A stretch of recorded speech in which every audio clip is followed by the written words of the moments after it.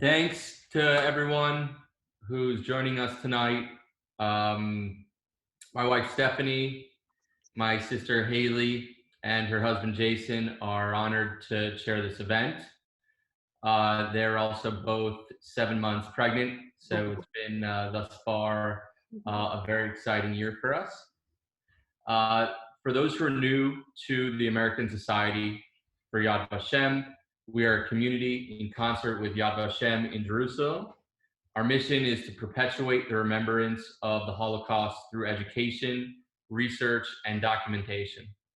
Um, I've been I've been involved with Yad Vashem for the better part of my adult life, but I've been a student of my family's history since day one. The stories shared have shaped me and my view of the world, so much so that my parents had to send me to a psychologist in my early teens when I thought Nazis were going to break into our house and take us away after I watched Schindler's List. So that could explain a little bit about myself. It goes without saying that now more than ever, we need to remember the stories of the survivor generation.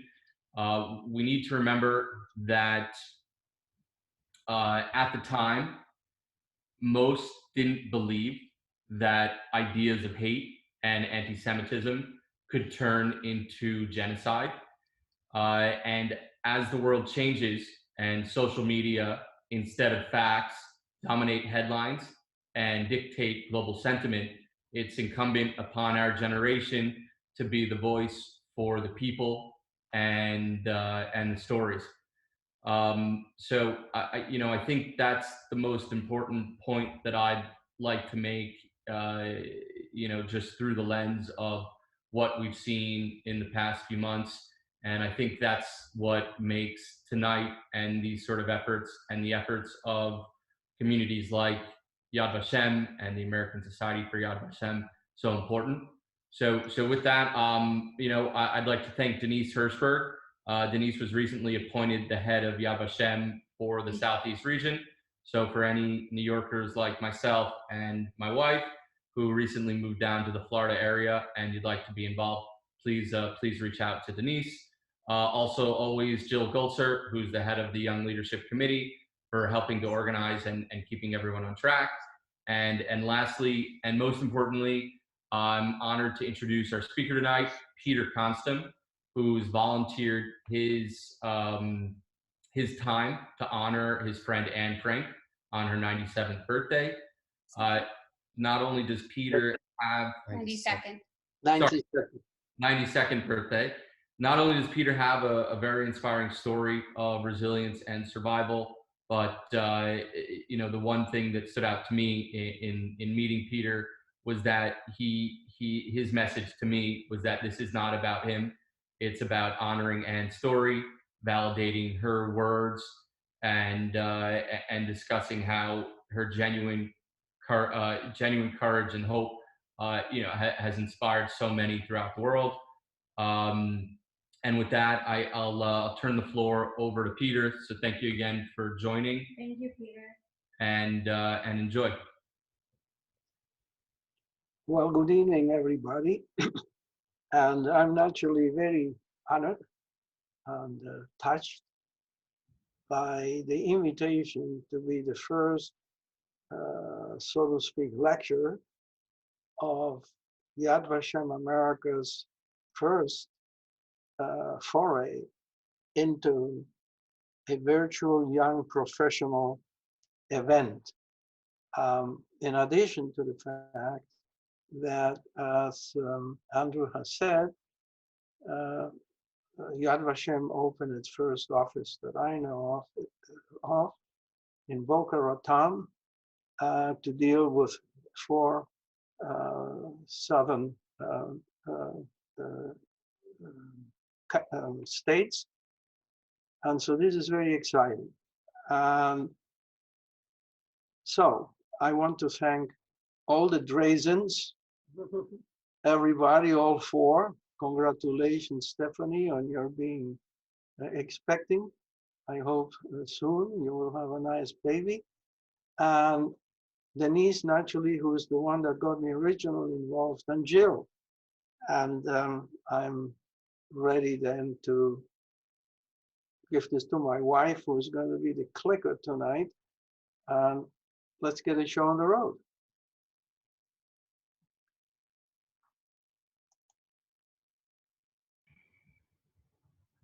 And my name is Haley Draznin Leibowitz. I'm Andrew's younger sister, and I'm honored to help moderate this conversation this evening with Peter. And I just, before we get into Peter's story, wanted to put into context for everyone. Today, there are roughly 350,000 Holocaust survivors alive. And by now, all Holocaust survivors are over the age of 75. It's been more than 76 years since the liberation of Auschwitz. And yesterday marked what would have been Anne Frank's 92nd birthday. Or almost 2 days ago. She was born on June 12th, 1929. So that means 79 years ago today, she received that famous blank diary for her 13th birthday, The Diary of a Young Girl, which was published in 1947, which we all know so well. And on a personal note, like, this is personal for Andrew and I. We are, the grandchildren of Holocaust survivors, both on our father's side and our mother's side. Our grandfather had escaped, right as the war was breaking out. So, we're honored to be here and to carry on, the voice of all those who, the nearly 6 million Jews who lost their lives in the Holocaust. So, Peter, you'll get into this in your story as you share with us, but just a little bit of background too on Anne Frank. She documents her life in her diary, hiding from 1942 to 1944 during the German occupation of the Netherlands. And it's one of the world's best known books and has been the basis for several plays and films over the years. Peter and Anne were neighbors. Their families were both living in Amsterdam, and it was under the Nazi occupation of the Netherlands, and their apartments were just 2 doors away from each other, and both Jewish, and both their parents had both fled from Hitler's Germany, and their families became friendly. And Peter will get into this in greater detail. But Peter, your mother and Anne Frank's mother were close friends. Anne, who was about 7 years older than you, would often babysit you. What do you remember from those early days in Amsterdam and what life was like then? How much time have you got? What do I remember? I remember that, she picked me up from school. She was constantly in our apartment because my mother and Annie hit it off immediately when she met Annie originally. And she could do whatever sort of she wanted in our apartment before the occupation. My grandmother, my maternal grandmother, was there to guard me, to babysit while my parents were working. But Anna would come very often and prank and play and write and make believe that she was acting out different plays and fables. But also, since it was her birthday yesterday, which is noteworthy, her birthday was on the 12th of June. But my birthday is on the 18th. So she would come to our apartment on the 18th after she had a party with her girlfriends, etc., in her apartment, whatever, because she liked to gnash and munch on my grandmother's baking, which was very, very extraordinary. So she was in our apartment for that. And we had a little garden in the back of our ground floor apartment. So she would come, and when I was making believe I was swimming in the washing tub, in the backyard. She would come and play with us. Um, she was a happy girl. She was smart. She was intelligent. And she was possibly advanced for her age in many things. Um, if it wouldn't have been for my mother, who suggested to Edith, who was complaining to my mother one day that Hannah was leaving her papers around their apartment. And my mother suggested, why don't you consider buying her a diary for her birthday? Well, so it was. The rest is history. Um, anyway, so that's, if it wouldn't have been for my mother, there wouldn't have been a diary.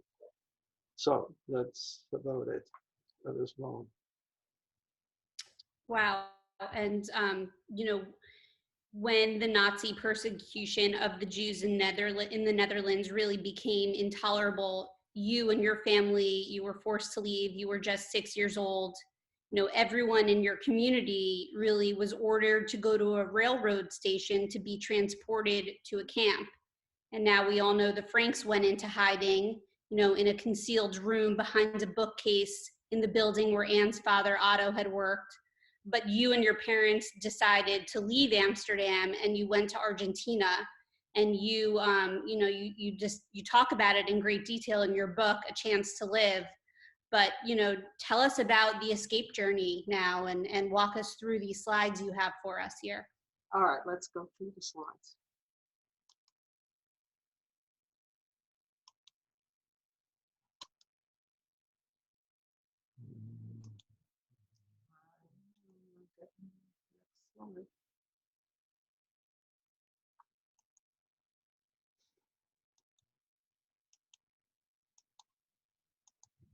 If you click on the slides themselves on the screen you're presenting, it'll go forward. I am. Maybe. Ah, here we go. On the previous slide, what you saw was not a snake, but a route of our escape, which became rather suddenly, without planning. That entire route from Amsterdam to Argentina lasted a year and 14 months. And for 11 months, we walked across Europe through southern Netherlands, Belgium, France, and across the Pyrenees to Barcelona, Spain. And then by a lot of doing and luck,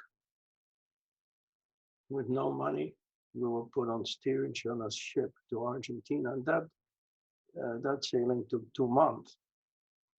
So that was 1,100 miles in about 14 months. Now, this is my father, a very good photograph of his. And I imagine that this must have been, I don't know when this was taken really, I guess after the war. And 2 of his paintings, my father was an artist, studied at the Bauhaus in Dessau under Gropius, where there were many upcoming and already some known painters like Beckmann and Picasso, Klee, and others. So that's a little showing. The cover of my book in Germany, by the way, which I miss telling you, is also a painting of my father. This is, as you can see, my parents got married in 1932. And they had, in their apartment, there was a painting and depicting a saint. And they had to flee within 1933. So that was the synagogue under the wedding that was destroyed during Kristallnacht. was a big synagogue in Nuremberg, Bavaria. And there you have the depiction of a synagogue that was destroyed, not particularly this one. And the remains, a photograph we took in 2016, where the synagogue stood and what remains today. This was the street, you see Merwede Plain. And we lived on the ground floor, number 17, and the Franks on the second floor, number 37. Across the street was a park, which is still in existence today. And the building in the back was called the Skyscraper. It was the tallest business building in Amsterdam in 1934, 5, 6. And it's still there today. And lots of people live there. It was a nice neighborhood because, as you can see, it ended in sort of a funnel, quiet. Kids could play on the streets. It was a very happy, nice place to live. And many people came there to live from different places in Europe who were fleeing the occupation and persecution in their own countries, most of them from Eastern Europe and the Soviet Union. And the blue scooter is my parents, the ancestry of my family were in the toy merchandising business. They were very well known in Germany and in England and in Czechoslovakia. And so one day I got a scooter. That wasn't a scooter, but that's what we found. Susan put it there to refresh my memory. And so naturally, Annie had to immediately try it out one afternoon. We went to the park across our apartment. And there was a lot of gravel on the ground in those days in the park. And a bad maneuver. And I was sitting in the front and she in the back. It was a big scooter, not small like this. And we fell.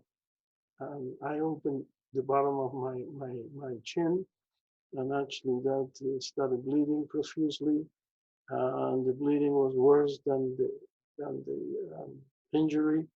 But already in those days, 1938, 39, it was difficult to get doctors and go to the hospital who were Jews. And there was already some kind of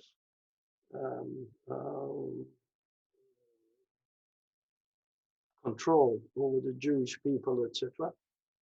But eventually a doctor in the neighborhood saw my chin and everything was fine. And it was extremely concerned and crying and worrying, etc. and apologetic. And my grandmother naturally took her in her arms and pacified her. And today I have a small scar, which is my souvenir of Anne Frank. And there's 2 or 3 photographs of happy times before the occupation. And you see the Otto Frank family on the top left, right? Otto and Anne in the front, Margot in the back, and Edith. On the bottom is my father. And then my mother, her mother, my grandmother, and myself.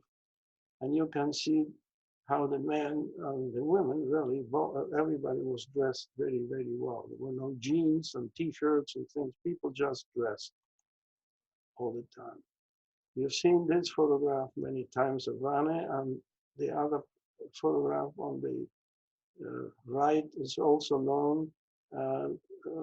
There's different conjectures.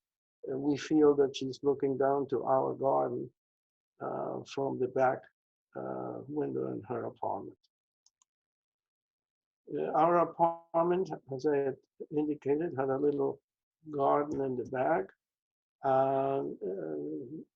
The main essence of showing this is, well, what it looked like with a bench on the bottom left, but on the bottom right, is an alley that my father used on the top of the picture to flee when we were all ordered to go to a railroad station in 1942.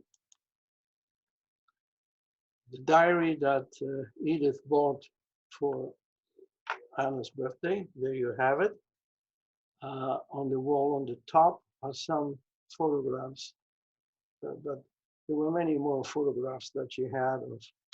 Anna was interested in artists and movie stars and fashion and cosmetics and making believe she was an actress and making believe she was, I don't know, Coco Chanel or somebody, and like red high heels and all of that.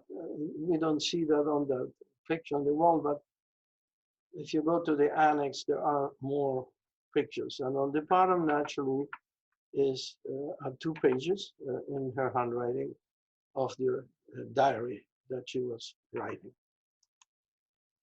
Okay, here's the picture that I was trying to explain to Andrew today. First of all, we see the Star of David. As you can see, the Star of David is a crude piece of fabric in a yellow color. And in the middle, it was stitched in the language of each country. Susan made a quilt with Stars of David of different countries. In the language of the country, Jew. So that's in Dutch, Jod. You see various photographs here of, except the bottom left, of marching into Amsterdam. In fact, on the top left, you can see the military marching in with a band, obviously. You see 2 drums. But in the front, you see a card with people who are already leaving with bales on that card. The bottom, what the Star of David did, and why we are showing it, is not only because naturally it has the meaning for us who had to wear it, and I have a Star of David in my collection of things. But on the bottom left, and the Star of David caused something that didn't exist for us until then, which is the separation of cultures in the country. And having been forced to wear the Star of David on the outer garments that you were wearing, you couldn't go without it, number one.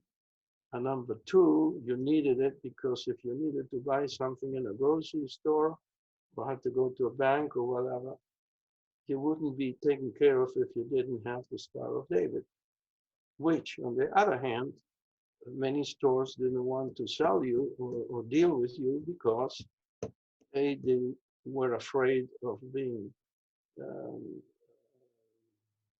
persecuted themselves, and B, they didn't want to be recognized as helping Jews and others who were fleeing.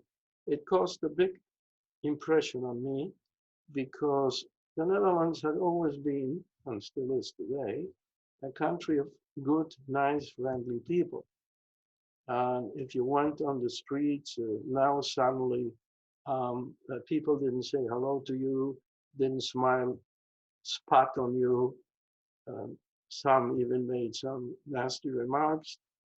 If you were in the tram, which my mother took me often to babysit me and calm me down, and if I was a little pain, suddenly the people were not relating anymore. And it caused this big feeling of separation, of discrimination of the cultures. So that is what the Star of David did. The one on the bottom left, if you go back a minute, why not? I don't know how. Well, there was a photograph there that was meaningful of raids. During just 1939, and then during the occupation after 1940, the Germans raided homes unannounced and would kill, loot, and take everything out of the apartments or houses that they could. And that way they also took possession of the goods that some of the people had. Some were wealthy, some were not, and that then became their own property. So you had a convoy of 3 mechanized pieces of equipment. In that picture, you see a convertible car in the back, something that looks like a mechanized truck of some sort, and another car on the side. Generally, they would come around and announce, naturally, blowing the sirens and whatever, everybody afraid. I remember being against the pane of the living window and seeing and we were all wondering who was next. At some point, our immediate door neighbors between the Franks and us were raided, and everything was taken away. And there was a family of 8, an elderly lady. My grandmother used to play bridge with her almost every night during curfew hours. And they even had a young girl. The young girl was a little older than Anne was at that time. I don't know, 14, 15, something like that. She wasn't much older. And they came a second time and machine gunned down everybody, except this girl got saved. We were raided, and they didn't take too much away, but my grandmother felt, because her first husband had been in the German army during the First World War, that they wouldn't do anything to us, and that didn't really make any big impression on these young soldiers who couldn't care less. So they just butted the doors down, they hit the people, they hit us, and we were standing in the living room listening to one of these German soldiers, and I had my arms down. I was in the front with my grandmother, and the back was my father and my mother, and I had my arms down on my side. Suddenly I feel something being split into the palm of my hands, and without any thinking, nothing, not looking, nothing. At some point, without trying to be noticed, I put this piece of paper in my mouth, then made believe I was coughing, and I swallowed it. And the Germans eventually left. And then I asked my grandmother what would happen with the paper I swallowed. She said, "Don't worry, it all comes out." What the paper had were names that my mother had written of people that she knew who were helping us or going to help us to flee. Next. Now, Peter, did your father ever open up to you about what those conversations were like, why your family decided to flee and the Frank family decided to hide? Had he spoken to Otto about that? No, my grandmother was the one that had a connection and found out what happened in 1945, 50. And she has stayed behind, by the way, hidden after we fled. That's another long, big story, which is very interesting, of survival. Conservative Jew who didn't know any other language, etc. And she had to hide 7 times, and my mother had, I mean, it's a long story. Yeah, but I think in answer to your question, his parents were asked to go with the Franks into hiding, but they decided they couldn't go for 2 reasons. One, his parents' marriage seems to have been over, and they had this very active, talkative 6-year-old, and going into hiding with him would have been impossible. So that's why they decided to flee. Well, the other thing was that nobody knew at that moment how long the hiding would take place. Nobody knew what was going to happen. So that was another reason. Okay. So then So, you and your family, you walked from Holland to Spain and ended up in Argentina. well, let's put Yes, it this yeah. way. Yes, but there were train rides, but 85% or so, that's my estimate, maybe even 90, 85, 90% of this entire 1,100 miles were walking. And there were small pieces of train rides and so on. So we were also in a freight car that you have seen so often. So, and that's my own experience. Okay. So I don't know. Did I answer your question? Did we answer your question? Yeah. So when you then arrived in Argentina, what was life like there and how did it differ to everything that was happening? Well, it started a brand new life. Everything was different. So my father really never adjusted well. He was one of those German individuals. My grandmother also, by the way, who were not going to leave Germany. Why? Because they were Germans. We are Germans. We've been here our lives. We didn't do anything. We're going to stay. My husband, in my grandmother's case, was had fought for Germany, etc. The Kohnstams had a very prosperous, well-going business in Germany, etc. But so now you're in Argentina, complete new culture, language, everything is different. So, and this was for my parents the second flight in their young life for survival. So once from Germany in 1933, and now again. So it was not easy. What was it for me? I had to get adjusted, looking back to also to a new life, peace. If I heard a noise, a bang or something, I would throw. In fact, still today, I'm going to be 85 this week, and I hear something, and Susan will tell you, I think something is exploding someplace. So these audio-visual experiences that we have seen of people being killed, murdered, bugged, kicked, insulted, and whatever have you, stays with you. It's impregnated in your soul. So I was in Argentina. They sent me to a boys' camp in the inland, which was very nice and whatever. And I had to get used to play with kids and this and that.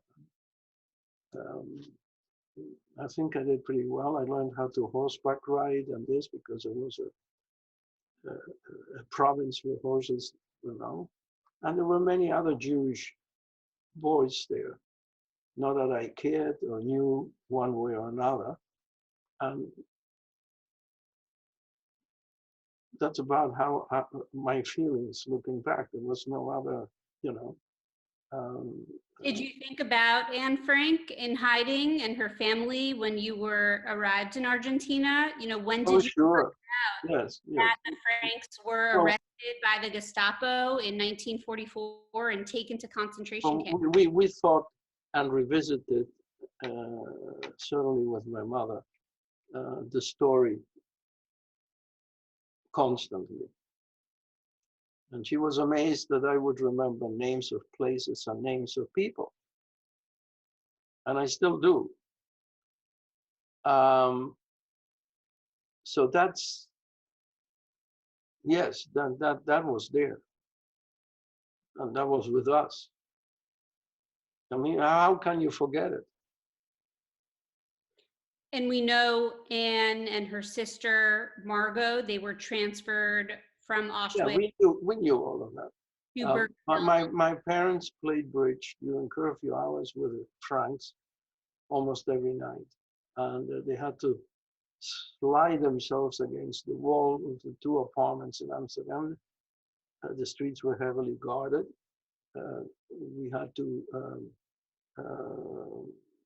put cardboard, wooden frame cardboards on the windows to have no light going to the streets. And we were in curfew, strict curfew.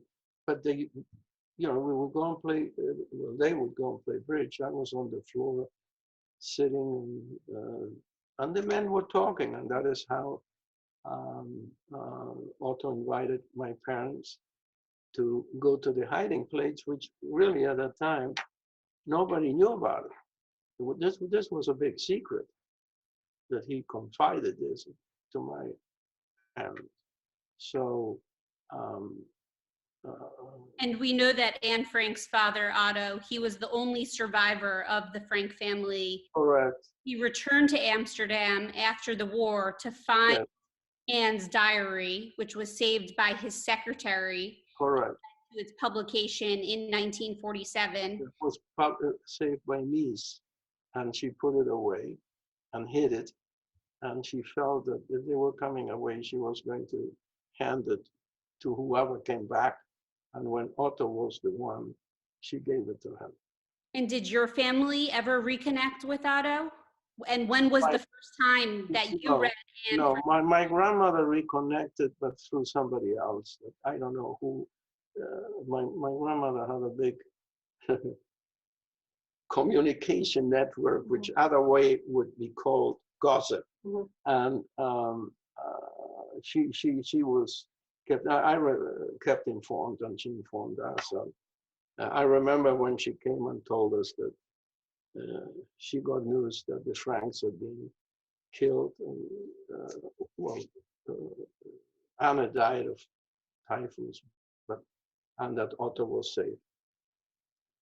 And do you remember? Yes. Do you remember the first time that you read Anne Frank's diary, and what was your reaction? How did you feel at that moment? I don't know. I must have been a teenager at that time, and what was my reaction? My reaction, I will have to think what my reaction was. To me, it sounded like another story of Jewish people that somebody knew, like the Franks, who were sent to concentration camp and gas. I mean, I saw flatbed trucks with transporting people, women, children, men crying and hanging on the skirts of their mothers in plain winter, and carted them away. So these are images that stay with somebody, and with me certainly. And what do I think about Anne Frank's diary? I don't read it anymore, and I don't go to the place anymore because I've had enough of the play of Anne Frank. And even though the Anne Frank is really involved and I'm involved, I participated in giving presentations during Anne Frank diary shows and readings in schools and theaters and so on. You try to put it in a context that this is what happened. It's sad, and some godly reason we are alive and they're not. I mean, really, that's at the end all I can share with you. Now, what we have on the screen here is a handwritten note by somebody in either City Hall or whoever, who wrote who the people were that were living on Mercator Plain. And if you look on the top left, handwritten says Mercator Plain. And 717 is the Kohnstam's number 37 at the Franks. So that's that.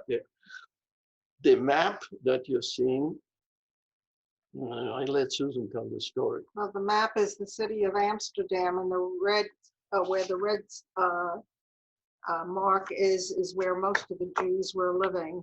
And when we visited the museum, the one of the Holocaust Museum. Holocaust Museum. They told us they never should have done such a good job of pointing out where the Jews are, because that's what they went after when they wanted to terminate them.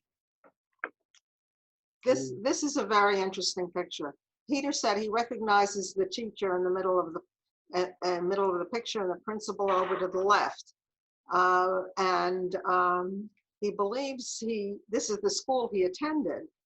We think that there's a child in the upper right-hand corner that's Peter, but we're not sure about that. But he attended this school. These were all Jewish children.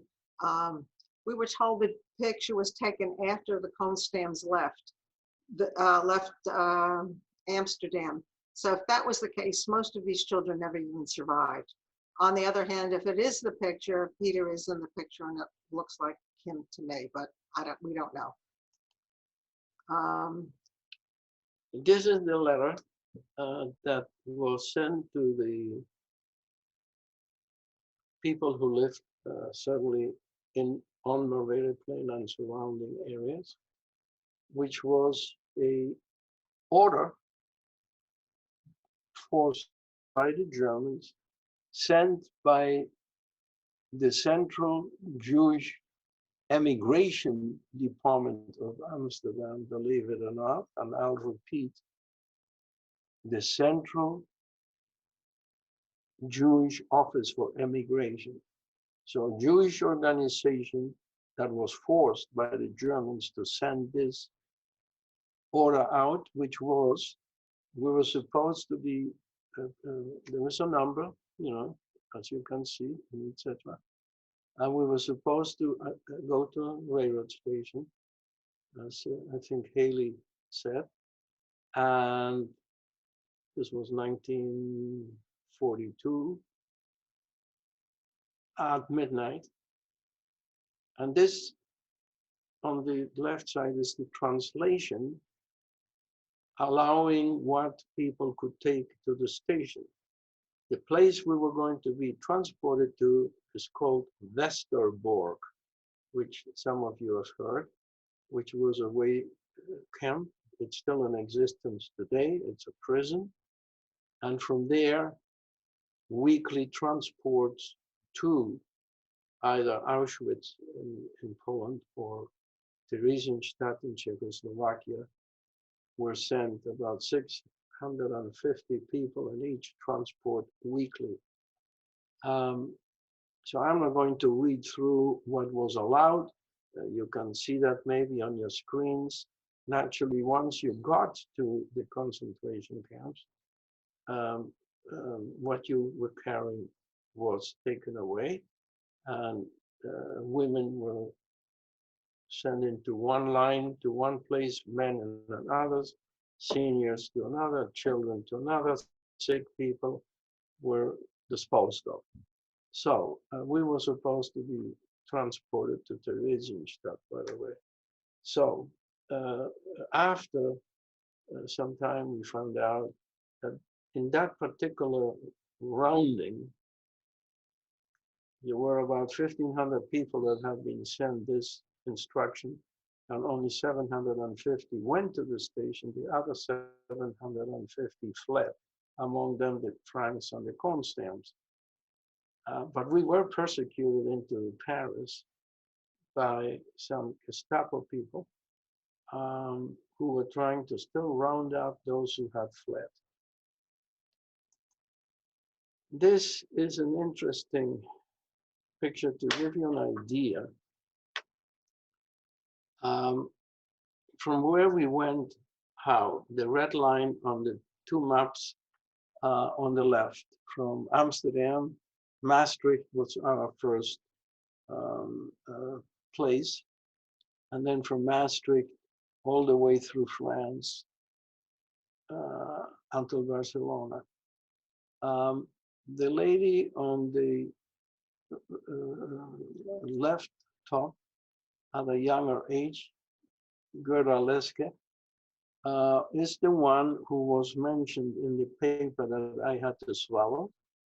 And she and her husband were Christian, German Christians, who who were very, very good to us. They came during the curfew times and Sundays, bringing us food, the famous goodies for Sunday brunch, little fish things and other kind of goodies. The husband would bring me some toys. And my mother kept contact with her for a long time.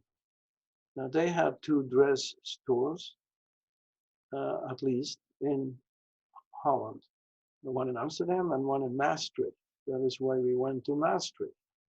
On the bottom of the yellow map, on the top map. And when my mother called and said what had happened, our situation, said, come over the store immediately, we'll take care of you. So naturally we went. My father escaped through the back. We never went together. My mother, in this case, with me and my father alone. And the reason for that was that if one was caught or killed, the other one hopefully had a chance of getting to the pre-appointed place alive. And we always knew where we were going to meet after a walk or escape. So we went to the store, and my mother had been earning money under the table. She also liked cosmetics and fashion, etc., which is another reason that Anne Frank and my mother hit it off. And my father was the artist. So Gerda developed a very risky plan. She was going to have a mock fashion show in her store in Maastricht, at which my mother was supposed to be the model, and my father was the designer of the dresses. And so it was. We went to the store in Amsterdam and we changed clothes, and naturally we had to change our outside garments because it showed where the Star of David had been. So she gave us new jackets, etc. We have a question from someone listening. They want to know how long you lived in Argentina and if you've been living in the United States for a long time now. We lived in Argentina. I lived in Argentina 20 years. And I've been in the United States as a citizen since 1963. And I came along with very little money, but big ambitions. So does that answer the question? I guess. I hope. Yes. Now we were able, about 8 years ago, to have Yad Vashem, your organization in Amsterdam, recognize Gerda, by then a widow, as Righteous Gentile. righteous Gentile. And the person in charge of Yad Vashem in Amsterdam was there, and the Grandson. grandsons, but also the people of the German embassy, and I think some people of the Dutch government were there too. So it was I was represented by the person who lives in our apartment, who at that time worked for Anne Frank as a research historian. The other photograph you see is a railroad station. I mean, you don't have to be a genius, you see it. Only the railroad station then didn't look like that. That is the station that from where we were being transported to Westerbork. And the color of the trams is still the same today. I always remembered white and blue. This is an interesting picture. And well, what it is France still at that time being separated by occupied and free zone. and actually the Vichy government in the purple area. And the reason I have the French flag with the cross of Lorraine is because of the three French how should I call it, soldiers, whatever, who some of them had left to England, where de Gaulle was at that time. He gave a famous speech June 18th of 1940, twice, rallying the French, and then at D-Day to the importance and meaning of taking back their country at that particular time.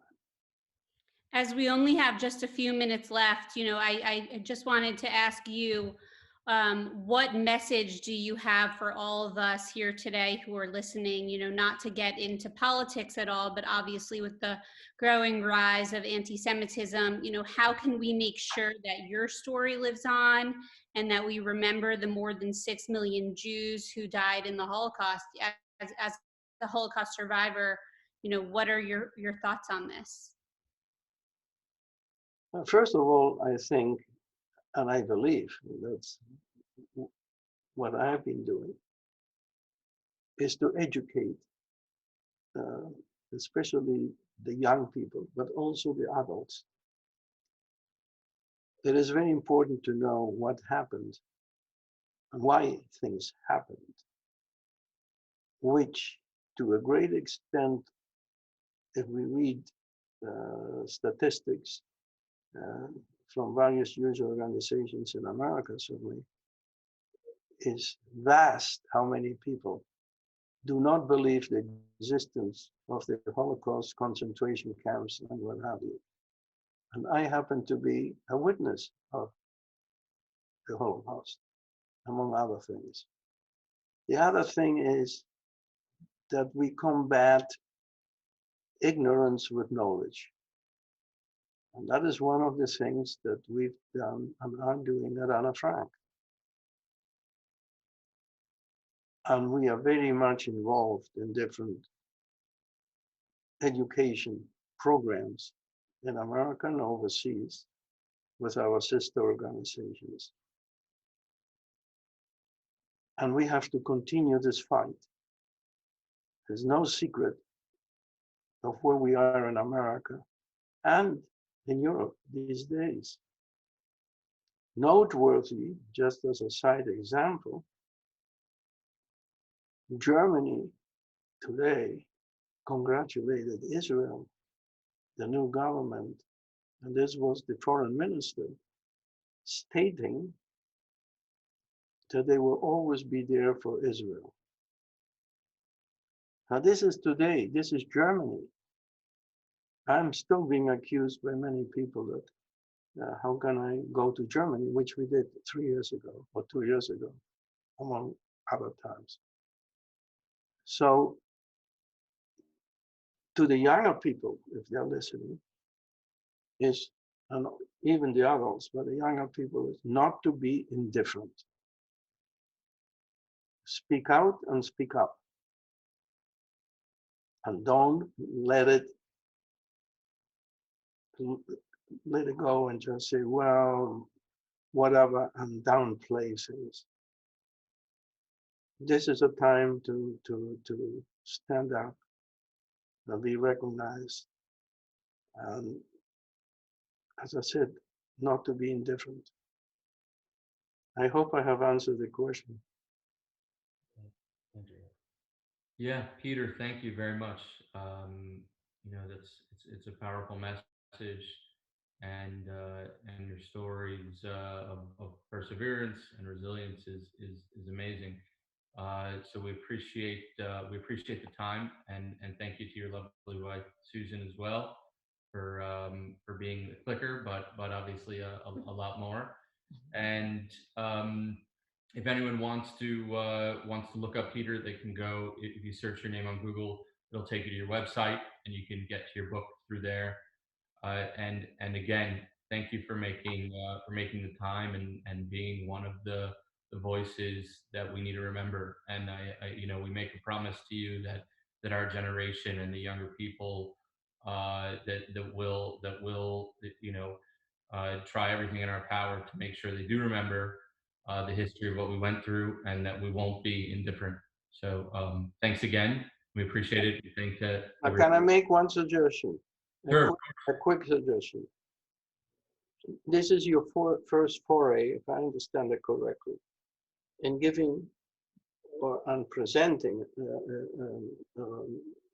a lecture like this. I hope that from all of those that attended, if you still have or get some of their questions, that they be handled, and if there's anything I can do through you and with you to answer these in a more private or even in a more public scenario, I don't care. I'll be delighted to do that. Absolutely, absolutely. What we'll do is we can take a list of questions from everyone that registered, and we'll be happy to send out another link through Jill and Denise if anyone has follow-ups or wants to contact you. That'd be great. That'd be great, and we appreciate Yeah, and you should handle it. I think Yad Vashem ought to control this. I think absolutely that's the neat part of this. Absolutely. Yeah, and I think that'll the idea that you're open and receptive is tremendous for people like me who always have questions about what you went through and are trying to educate other people as well. So we appreciate that. Well, there's a tremendous amount of information that I think I'm getting a little better. Susan may agree with that, but this is a long story. I mean, just how did we survive walking through the fields for weeks and months? You just think about it. And did anybody know the languages or not? Or yes, whatever. In my case, my mother was the speaker. My father was not, because he was not a linguist. But we were also very lucky. But there was a lot of tenacity and work that my mother did. She also worked for the French underground in the free zone of France for a while and was imprisoned. So the question is, how did I feel about some of these things? Or going in these freight cars and being hidden, and other people being shot down, and et cetera, et cetera. So we've never discussed that. You know, the feelings, it's not just visual, it's also odors. It's a very, I'm trying to think of the word, it goes very deep. And I can understand that some people, Holocaust survivors, or people who were in different wars, do not want to talk. Yeah, but I found something similar. You know, I can understand that. It's a shame, but I can understand it. So anyway, so that's sort of, you know, that ship sailing to Argentina took 2 months. That alone is a story that takes a book and a half. What happened, how it happened. And if you know the ship of fools, well, you may have a little something, but not exactly, but among other things. End of my message. Thank you. Thank you very much. Yeah. Amazing. Yeah, and we'll definitely set up. Maybe we could even set up a round 2 for some follow-up. Great. Yeah, keep in touch. You know, I enjoy talking to you, and Absolutely. maybe we can do some other things. And Haley and Jill, let's see what we come up with. We would love that. We would absolutely love that.